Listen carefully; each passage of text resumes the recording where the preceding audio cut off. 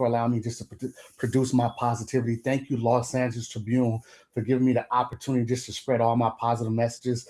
Thank you to the Riverside platform and all my sponsors for tapping in with me. I appreciate you. But today, we have a huge guest. So get your highlighters and your pens ready because we're gonna tap in. We right here at the motivators table. I want to bring to the stage Miss Erica. How you doing?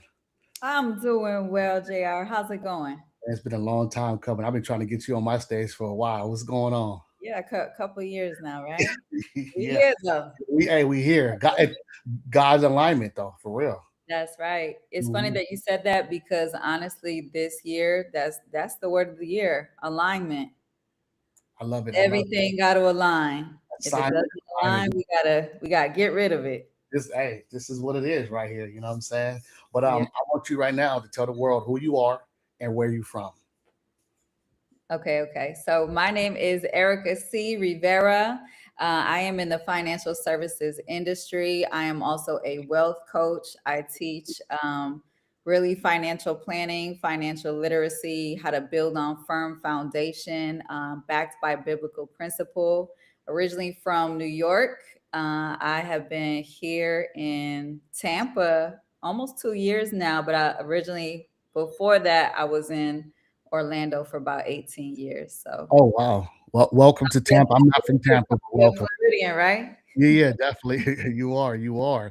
So let's go back to your inner child. On my platform. First of all, I don't put anybody that I'm not inspired by. So let me tell you a quick story.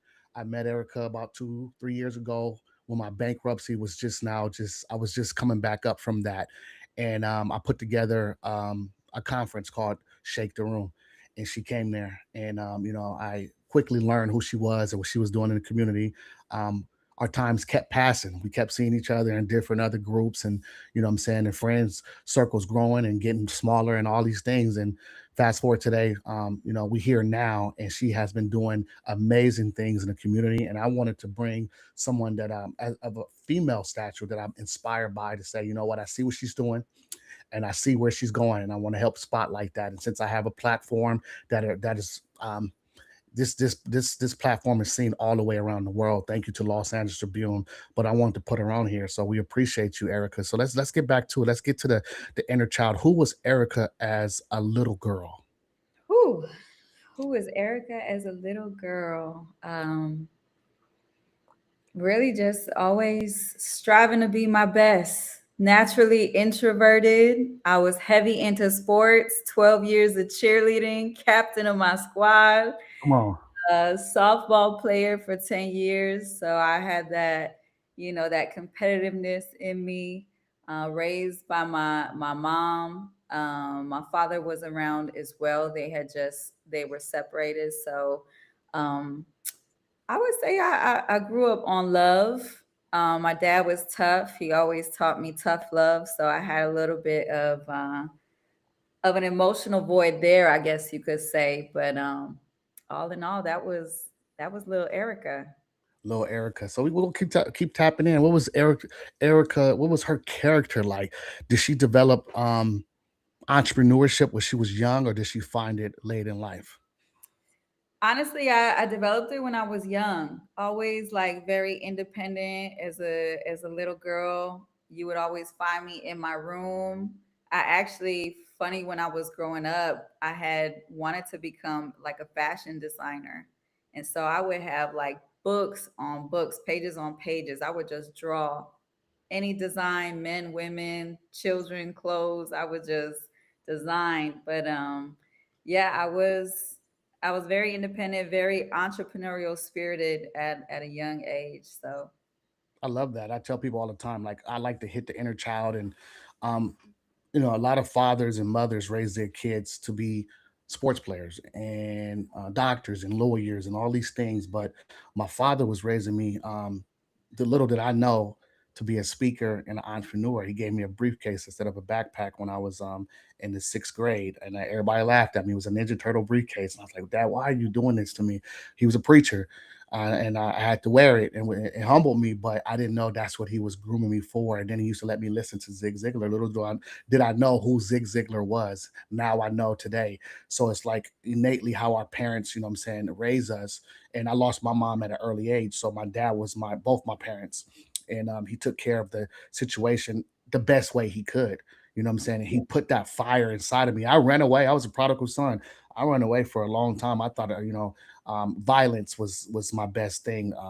Being in the military, doing a lot of cool guy stuff, deploying, martial arts, shooting. Then I got out. I was a bodyguard for all your famous rappers, and then I had the top security company. So I thought that's what God wanted from me, and God was like, "Nah, that's not what I want." So, um, at an early age, we understand, but sometimes we don't because we like, "Oh, that's lame. We don't want to do that."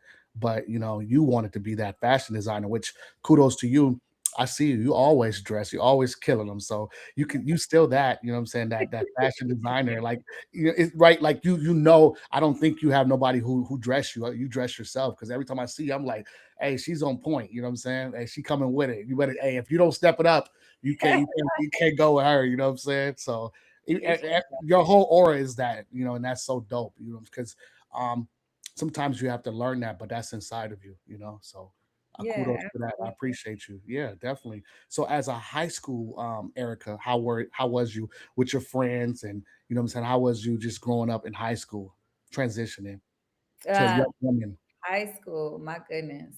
I was voted best dressed, by the way, in high school. Oh, Okay, that was a long time ago.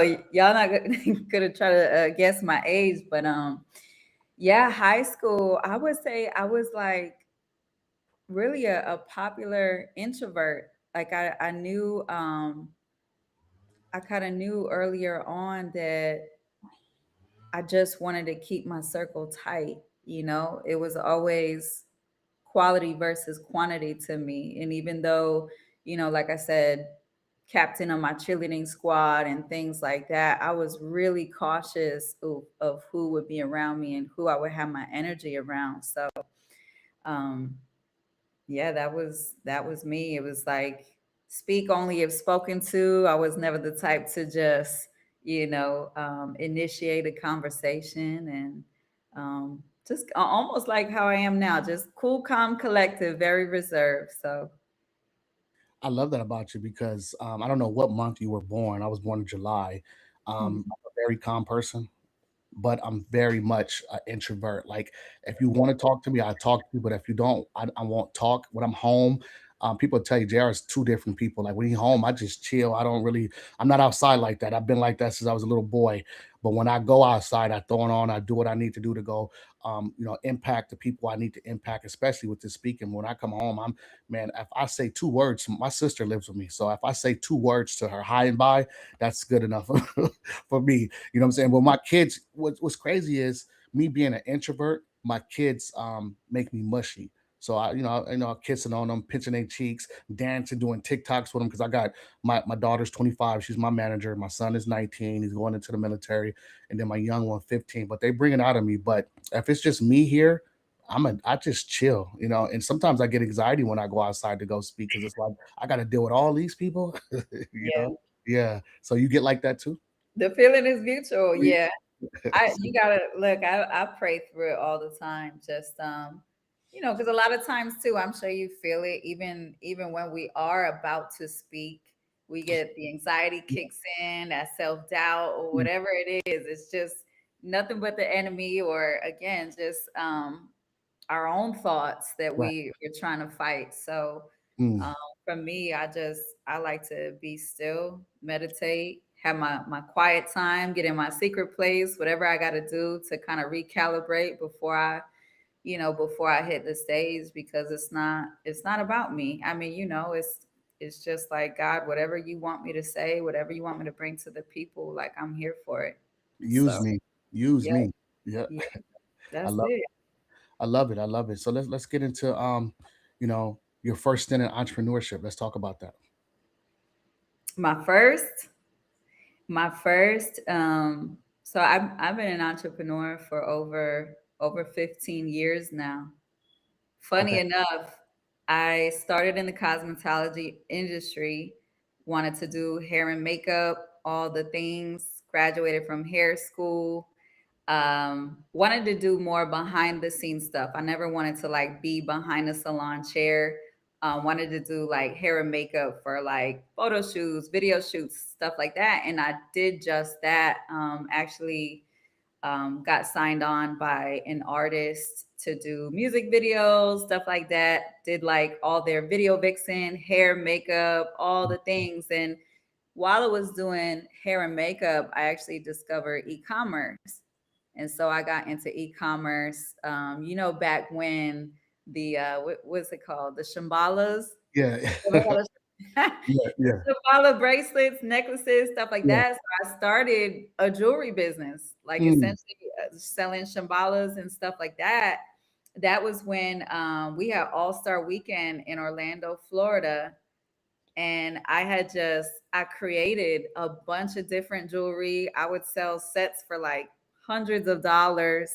I remember All Star Weekend because I was big on the scene, and I dressed all like the promoters, whether it was like the Diddy party, the Rick Ross party. I made sure everybody had Erica C's Shambhala sets and stuff like that on.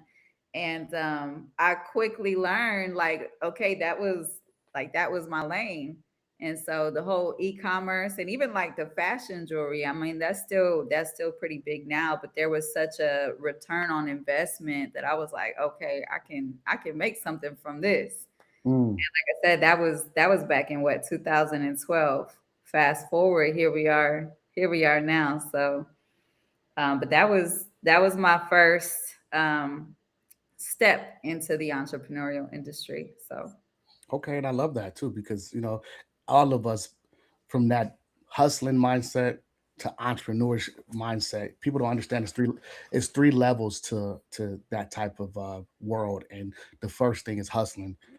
understanding you can make it through that phase of hustling, and then getting into entrepreneurship, and then understanding if you can grow through all that. So I remember my first business was it was kind of like a club global promotion. I was in Germany, and we started this thing called Live Wire Entertainment that we would bring all the rappers and entertainers. We would be the liaison from the United States to Germany. And we brought Bone Crusher, Petey Pablo, um, Little John, Jada Kiss, Yang Yang Twins, all to the clubs in Europe. And then we did a thing where we had, like, to stop the soldier DUIs, we would start renting these buses that they would pay us probably 100, 200 euros to get on the bus, but the bus would take them there, pay for their interest, and bring them back home so they don't have to be in a DUI or try to find rides home. These clubs were like 30 minutes, hour away, 2 hours away. So we would do that. And that's why I learned entrepreneurship. I was in the military though.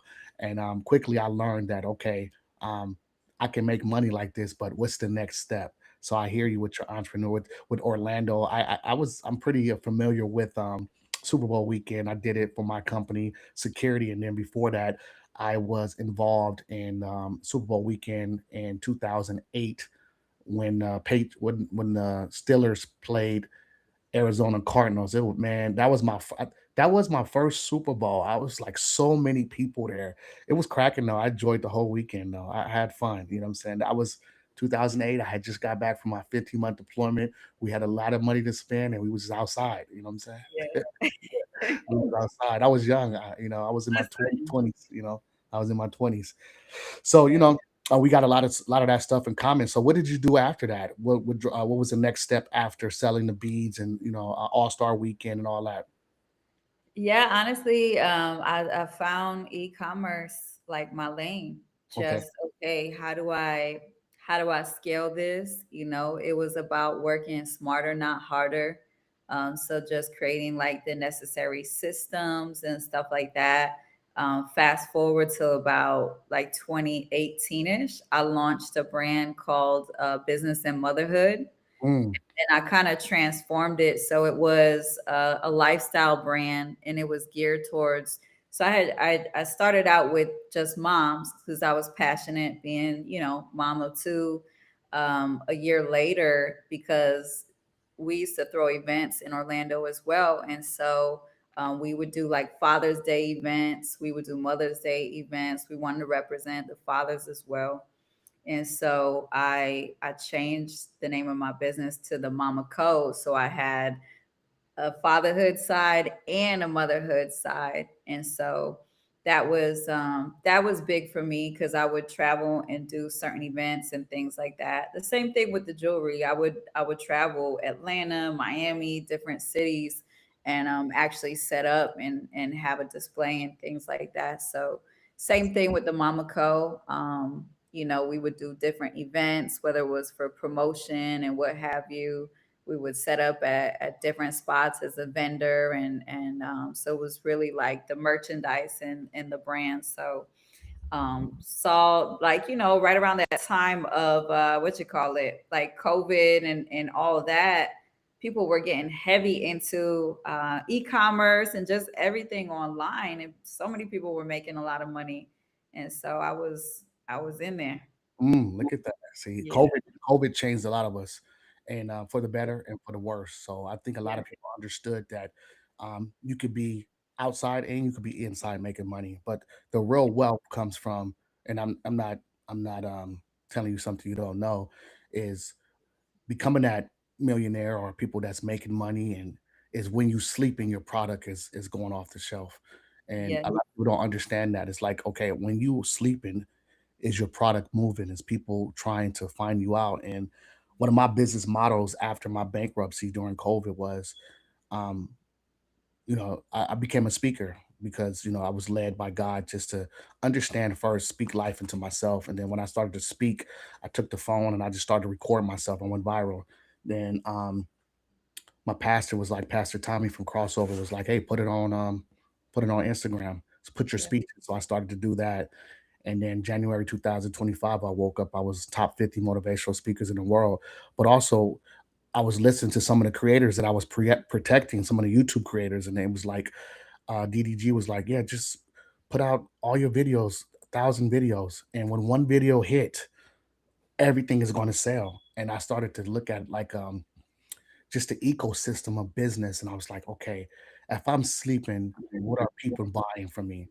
And this year I woke up and cut out the middleman and put all my books online through Amazon, put all my workshops through the school app, and my podcast that's on Spotify and Apple. And while I'm sleeping around the world, I was just in London with my good friend AD, AD, and we now the world is listening to positive people with messages that, hey, we don't have to do certain type of things. We continue being ourselves and be looking fresh, but talking the positive messages and encouraging people. So I learned that late at 40. I'll be 45 in July, but now I know, and God told me, "Hey, JR, create an ecosystem," and I did that. And now He said, "This year is a year of the harvest." And now I am just everything I put out, spoke for free for 4 years. Now it's coming back full force, and I'm so thankful. So yeah, That's what it's all about, yeah, really. Just like you said, that transformation from the hustling mentality into building better systems, better ecosystems, and letting our money work for us rather than us working for the money. And so I know, for me, you know, just getting further along my walk, being obedient to whatever God is calling me to do, rather than seeing how can I make more money, just evaluating what I have going on and saying, you know, God, how can I serve more of your people? How can I reach more of your people? How can you utilize me more? And that's when things started to change for me too. Same like you said, I had published two books within these past 2 years. My first book was, and you know, like I said, we got to be obedient to the calling no matter what. Because if I would have told you that I was writing books, I never thought that I would write books and sell them on Amazon and on my platform and all these things. But I really had a heart for women's ministry. And so 2 years ago, I wrote a book called The P31 Handbook, Faithful and Fulfilled. And that was a just a guide for women on how to teach them how to put God first in all areas of their life, whether that was their business and career, motherhood, relationships, really everything in between. Because sometimes we just don't know where to start, and so exactly. that was that. second book that I wrote that I just published last year, that was, me being in the financial services industry and being a wealth advisor, just wanted to put everything together for people, because a lot of times people have such a hard time putting God first in front of their finances. And you should never try to separate the two. You gotta keep them together. So I had published the Women in Wealth Workbook and Financial Planner, and that was really diving into how to build wealth God's way. So it was like kingdom mindset principles, wealth and wisdom, faith and finance, practical planner on like how to budget God's way. So um, it's been a blessing. That's what I go out and I speak about at these different events. People ask me to talk about faith and finance, wealth and wisdom, because a lot of times people don't know how to mix the two. And for the longest, as I'm going, further along my walk, I'm asking God, like, put it all together for me, because I don't know how to put it together. I don't know how to put money and God together. And He did. He kept giving me these events and these platforms to speak at, in order to speak on wealth and wisdom, faith and finance, how to put God first in front of your finance. And so it has really been evolving. Just like you said, I truly believe that this is the year of the harvest, it's the year of alignment. And I thank God for everything that I had went through over these years just to live in this moment. So Definitely. And I see you, and we see you, and that's why I wanted to bring you on and to talk about it, help coach, everybody, especially our young women that's listening and understanding that, hey, you know what, you can also add God and also add your business together. And I tell people all the time, motivators, you already know, if God is not a part of your business plan, don't do it. If he like, because a lot of people are following certain trends and algorithms and hashtag and all these things, but that ain't you. Do what God told you to do, and you would know if God told you to do it, because when you wake up, it's easy to do it. And the first thing first is, God wants everybody to serve. A lot of us don't want to serve. I served. I listened 4 years. I didn't get paid anything for me speaking. I and nobody wanted me to put me on their platform, so I built my own stage. So when you saw me, um, that was me putting myself on my own stage and saying, "Hey, I believe in me. I bet on me." What was that? 2022, 23, and now yeah. look what we're doing and how we're traveling and then meeting up with the people that I'm supposed to meet up with. You know what I'm saying? Because I was around people that wanted to dim my light. And it Yeah. was like, oh, that's not you. Like, you don't know what's me. You don't understand what's going on in my life. You don't even know who my father is, who I'm wanting to impress. You know what I'm saying? So at the end of the day, that's where we at with that. And I see you, and I see you grinding, and I see your ministry, and I'm proud of you, because not only are you out here demonstrating it, you're just a good person at heart. I know you in real life, so every time we talk, it's like I've known you since I was little. You know what I'm saying? You don't judge. We talk. We know some of the same mutual people. We laugh at things, and we keep it pushing forward. You know what I'm saying? So, keep going, keep grinding in this industry. So let's talk about what's new. What you got going on? What's new? Whew, what's new? Really just continuing the ministry. My goal is, to touch at least 1,000 women this year, just to be able to mentor them. A lot of younger women in my community, they're coming to me for just whether it's financial advice, entrepreneurial advice, just wanting to build on firm foundation, build with God. So I kudos to them, because these are, women in their younger 20s. So it's like, man, if I would have started that early, I could only imagine where I would be now. But I'm just thankful where God has me. It's really all about our heart posture. Just like you said, we know a lot of the same people, and God really had to weave certain people out of our lives, all to bring us to this moment. And so I'm just grateful, because he truly is near to his children, because not everybody is a child of God, unfortunately. But he sees us. He sees us being a light. I fly out to Dallas this week to speak at a women's conference. I'll be talking about women entrepreneurship by faith, with other faith led women entrepreneurs in the room. So My goal is just, it's like, God, whatever room you need me in, however you need me to serve, I'm there. Just let me show up and speak through me. That's it. Mm, That's God, what I said. God, Yeah. that's all we want is to make sure that we wake up every morning and serve God the way He wants us. Because like I said, we all an instrument of what He needs us to do. We just got to know how to do it. And first of all, just get out there. You know what I'm saying? Yep. Putting your best foot forward. Being your authentic self. Let's talk about that because I know that I struggle with that because so many people doubt that that really is who I am. And I'm like, that's me. Sometimes I didn't want to tell a lot of my story because I was judged, but now I'm telling everything. It's like, oh, that's a bit much. No, that's you don't know the person until you really understand who that person really is and that struggle. And Yeah. what's crazy is my struggle became my superpower. Me telling my story and getting in front of it as a mom that my mother died of AIDS and crack and all these things and being on Skid Row and homeless and going into the military and combat and losing all these friends and coming out dealing with mental health, PTSD, TBI, and then struggling in business and then starting a new business and then still have to rewire my whole mind frame again because you think the people that come with you in that journey, that new journey starts is supposed to be with you and it's not really what it is because they're learning from you and trying to destroy you. So um now I'm here in a better place where it's just my operation team is me, my daughter, my security, my son to come out before he go to the military, and I'm happy with that because at the end of the day, like I believe in me. I bet on me every time, and I see you like that too. Like you're so structured of who you are, and when you show up and the confidence, and let's talk about that. When you get going to these rooms, do you feel like, or do you hear that them whispers like who she thinks she is, or what does she think she's doing? Like, do you feel that, or you just you don't? I sometimes I'm an intro. I mean, I feel the vibes, but I still keep pushing forward. That's what I'm saying. You know what I'm saying? Yeah. Yeah. I would say the same. I mean, it's everywhere. Not even only in the spaces that we're called to speak.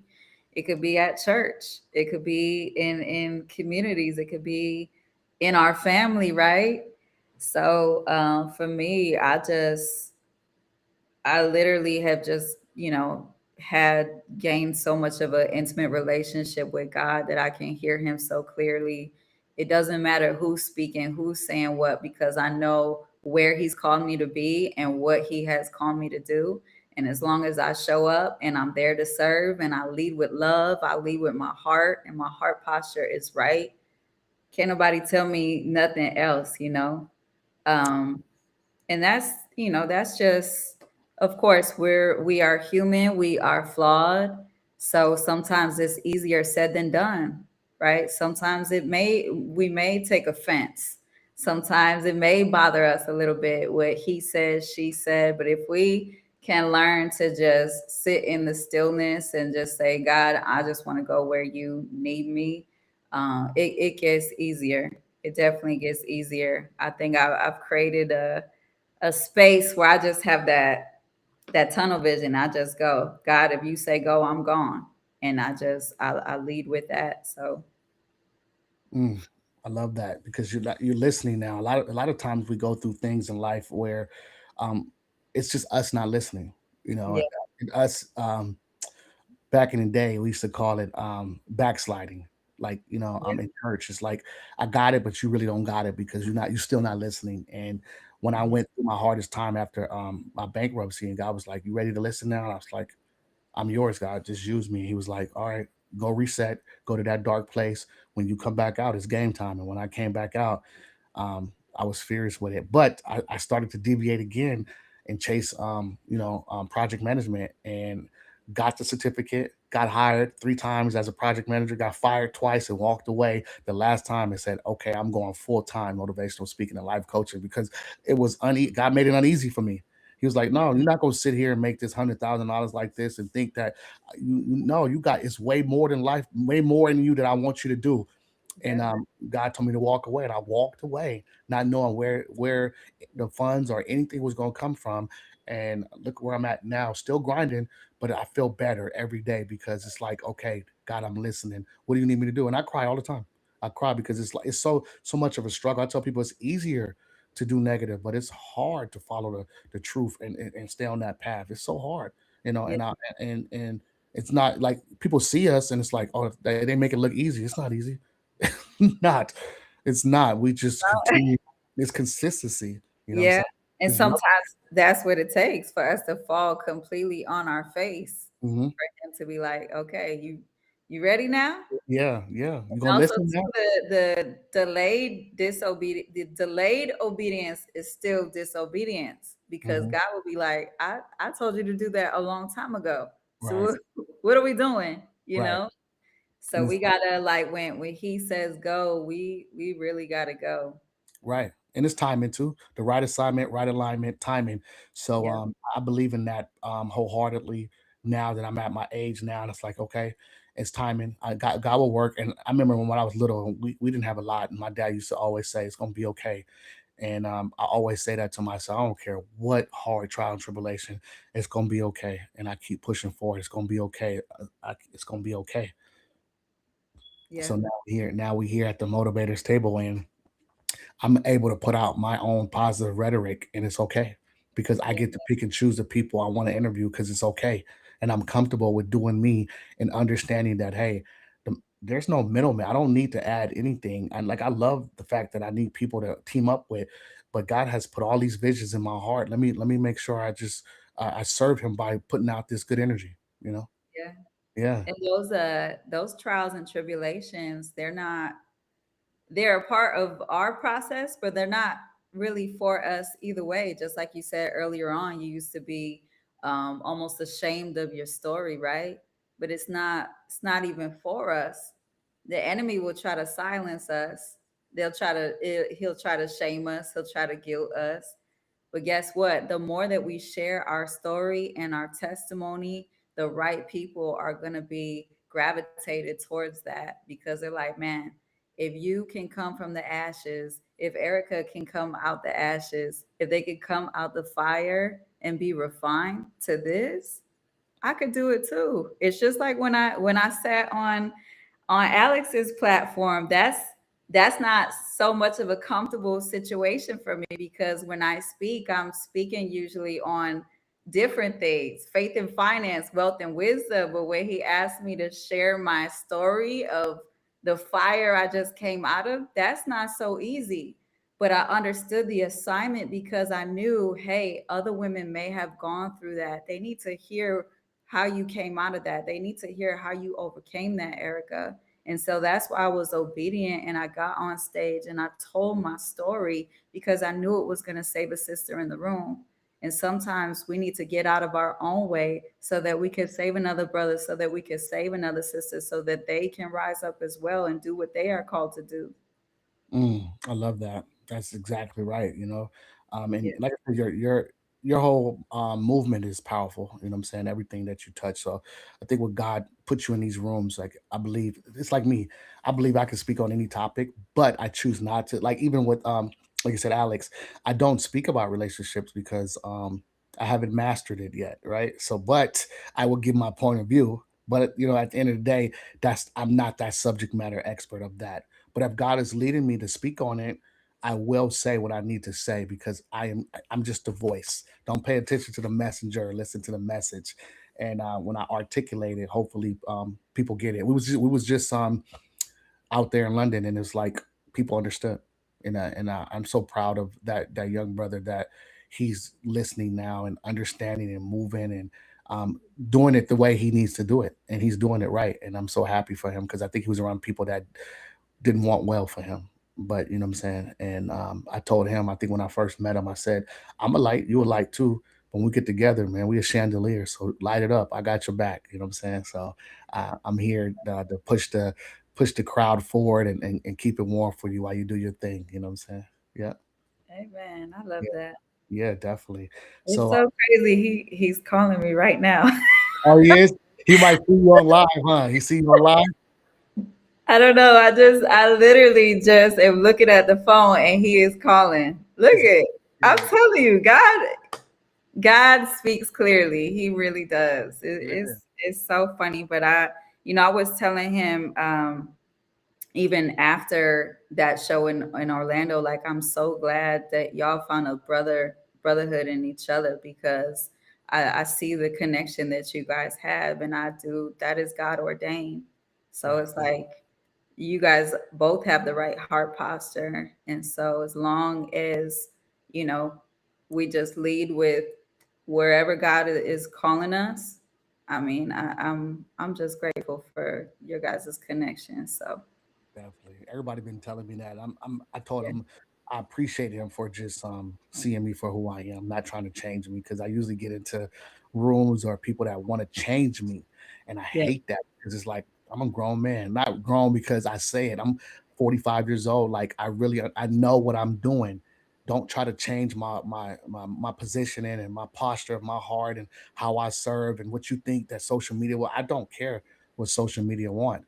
I'm my own algorithm. And when people understand that you don't have to follow what social media is doing, you are your own algorithm. You are your own system. You could reset and restart anytime you need to. And don't be ashamed of that. And that's basically what happened with me. And now I'm moving forward. I just had a powerful conversation with the liaison for Steve Harvey, and I went through a different system last year to speak there, and now they want me who I am, my brand, and what I'm doing, and I'm so humbled, and it just makes me so grateful because I'm listening and I'm moving forward, and I couldn't do this without God, so I always give God the glory on my platform, whatever I'm doing. I let people know, be like, you like, yeah, that's what I do. Like, I don't understand what y'all not doing it for. Like, why y'all doing it? So that's just me. I'm a preacher's kid too, so I know you know, growing up in the church and seeing my dad preach and both my grandfathers, I knew what I was supposed to do a long time ago. I just didn't want to do it. Yeah, We gotta learn for ourselves. That's all. yeah, definitely, But definitely. you found God for yourself for who He is. Yes. Now you off. Hey, this is what it is. This is it. And so now we transition to, I want you to real quick just to do a real quick pivot. Let's talk about some of the challenges that you have sometimes when you coaching these young women and women into their faith and their finances. Some of my challenges. Um, with them, I think it's not more so of a challenge with actually coaching the women, but rather than, almost letting the enemy get in and self sabotage, or, just saying, hey, you're not really supposed to be doing this. You're not good enough. You're not supposed to be leading these women. Or even, talking about the season that I just came out of, where I actually lost a lot in some of my businesses just for the sake of a relationship, and really having to start all over again, having some things just torn out from underneath me, and having to go back to zero, back to rock bottom, back to God. I mean, he definitely carried me through, but I would say, sometimes it could be challenging. It's funny because I just came from a church event last weekend, and my Pastor Tabitha's word was, from victim to victor, we are pressed but never crushed. And the whole message was on, victim is an event, right? It's not a life sentence. So whatever we go through in life, whatever the challenges are, know that that is an event that takes place in our life. It's not a life sentence. So for I'm a single mom, but I don't identify myself as a single mom, because I have the desire to be a wife. I know that God has put that on my heart for a reason. I know one day I will find my kingdom spouse, right? It's Mm, the same thing. If somebody is maybe they have been on that entrepreneur journey and they have failed, but God is still calling them to do that, and they're still trying to figure things out. It's like, well, you may have failed at this once, but don't give up now. Like, that was an event. That's not a life sentence. It's not over until He says it's over. So you got to mm, keep going.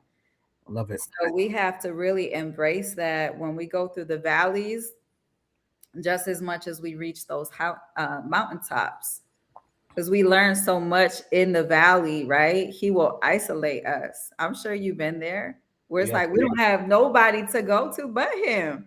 still, So still. that was that was at a point, I would say, like fall of last year. That was my season where God had to isolate me to say, okay, daughter, it's just you and me. I had fasted for 25 days. I was prayed up, didn't eat. I remember at the event, you was just now coming off a fast. You had one Yes, more day left. yes, Yeah, yep. yeah. And that was another fast that I was coming up off of. So, but it's so powerful. We just die to our flesh and we live in the spirit, and literally are leading with that. Um, that is when the true transformation comes in. So Mm. I love that. I love how you just put that. And if you're not listening, motivators, you don't have your highlighters and pens. She's dropping a lot of tidbits for you guys. I think you should pay attention more and understand that. Hey, listen, um, be that person that you expect everybody else to be, right? So it's like I feel like that all the pressure that we put in our relationships and raising our kids and jobs and entrepreneur, like do that first here. So I had to take advantage of myself here, and it was hard for me because I'm a giver. I love to help people, but I started to remember when I went down to my lowest, nobody showed up for me. I was the only person there showing up for me, and if anybody else wanted to, I don't think they had the even capacity to show up for the strong people. And I always ask that question: where do the strong people go to go get help? Where do motivators go get motivated? Where does the people that are healers, inspirers, and I wanted to create something for that, a table, so people can come and say, you know what, I was just at the motivators table, and now I can go do 10 more days, 30 more days. I'm gonna run through this brick wall. I'm inspired because I think it's only a few of us out here that are on that same frequency like that, that really want to help and impact people that we come in contact with. You know what I'm saying? So um, I really appreciate you just, coming on my platform and sharing that. Right now, I want you to tell everybody how they can find you on your social medias. yeah, absolutely. So my social media is Erica C. Rivera, and Erica spelled with a C, Erica. And really, all my links, my website, everything is on there. Website, ericacrivera.com. All my books you can find, again, my books and my coaching, all of that is on my page. I love that. So let's before we end, I want you to tell the world something that you want to get accomplished this year, that you're working towards. One thing. One thing, I would really say just to go full fledged with my mentorship program. That is one thing that I'm looking to accomplish. I do believe that God is really calling me to reach these women on a whole nother level. And I can already see, the footwork and where He has me, but I know that He wants more. And so I believe even after Dallas, He's calling me to more cities. Last year I was grateful that I was booked about 1 or 2 times every month last year, but I know He is expanding territory this year. And so my goal is just to reach more women, especially with my workbook that I have right now. It has been so instrumental in a lot of people's lives. I have people like ordering in bulk the workbook and financial planners, like to present at their events, which is such an honor. Because if we can get back to the firm foundation, I believe that we will go further in life. I So love that. I love that. And that's what it is. Motivators. Like I told you, I had a good guess. I told you that you should get your highlighters and pens and understand, and young women out there, tap in with her, hit her up. She's very approachable. You can talk to her. Even young men, if you need advice, she will give you advice too and how to understand. So it's not biased. It's everybody who needs motivation, who needs coaching, who's a believer, who's not a believer. If you're not, tap in with her, get her look on her website. You know what I'm saying? She has her a whole ecosystem on there. And we're thankful that you are moving in that right alignment that God wants you to move in. Because it could be dangerous out here. It'd be tricky, real tricky out here, Disney World. And when you don't have it together, that's when you stress a lot. You know what I'm yeah, saying? And you know your time is coming when um, things are getting in front of you, trying to stop you from your purpose. So I used to get angry, but now I just smile at like the trials and tribulations. I'm like, oh, okay, I'm close. I mean, I'm really close. That's what I was gonna say. You're like, okay, God, I'm one step closer. I'm Then close. Just let's do what we got to do to get through this, so we can move on to the next. booming, booming. Yeah, definitely. Yeah. Do me a favor and let's leave my audience with something spiritual, motivational, something that you want to tell my audience. 1 minute or 2 minutes. You go ahead. I'm gonna let you. I'm gonna give you the floor. Oh, I will keep it real simple because this is blessed my life. But I said it earlier on. Delayed obedience is still disobedience. When God calls you to something, do it and do it exactly when He tells you to do it. Don't Mm, miss your mark. y'all hear that? Delayed obedience is still disobedience. Yeah. That's so powerful. I think I'm gonna have to drop a minute speech on that real quick. I'm gonna take that from you. I'm gonna reference you. I'm in my doctoral, so I'm gonna cite you. You know what I'm saying? But I'm gonna talk about that because I do. That's wow. Delayed obedience is still disobedience. A lot of people don't understand that. And if you guys understand, man, this was a powerful conversation. We thank Miss Erica for coming on, taking her time to get on my platform and grace it and bless it, and we appreciate you. But this is the time where I pour into you. So I want you right now. It's called the pour into me section. So we're gonna Peter Pan and hold up your hand. It's a glass in your hand. Let me see it. Hold it up. My glass. Yeah, there's no yeah. Now pour it out. Pour it out. Now I don't want nothing in that cup, and I want to tell you, Erica, here at the Motivators Table, I'm proud of you. You're special. We love you. Do not stop. Stop thinking that you're not equivalent to the situation at hand. God has put you in this position. And guess what? I know you're struggling with things that you don't understand. Stop trying to be perfect. God wants you to be Erica. Don't be perfect. Only person who's perfect is God. The ministry that we're following, you're on the right path. And sometimes people are giving you advice how you should go, which way, just as long as you're on that path and long as you finish running that race. It's a marathon, not a sprint. And guess what, guys like me, I'm inspired. I see you doing it. I see you living your life. I see you raising your family. I see you going through these relationships. I see that you're loving God. I see that you're putting your product out. And guess what? You graduated from entrepreneurship. Now you're a businesswoman. People don't understand that. They like to stay in an entrepreneurship lane. I'm a serial entrepreneur. No, the next level is businessman or businesswoman. Because at the end of the day, when you go to sleep, you're making money. We see what you're doing here at the Motivators Table, and don't quit. God says the faith is a substance of things hoped for, the evidence of things not seen. You got it. You are her. You are her. You are her. Stop thinking that. And we are so proud of you. And whatever you went through in the fall, leave it here. Now you can move forward and you can stand tall on what you believe in. Because guess what? What you just said, God has somebody for you. He's going to come whenever. But until then, fortify your fortress, protect everything that's around you, keep having these resources around you. And we love you here and we thank you for coming on my platform. I appreciate you. So Thank that's you. what we do here at the Motivators Table. Thank you, motivators, for allowing Erica just to tell her story. And we can't wait to see you guys on season 6. Dr. J.R. McIntyre out. Boom.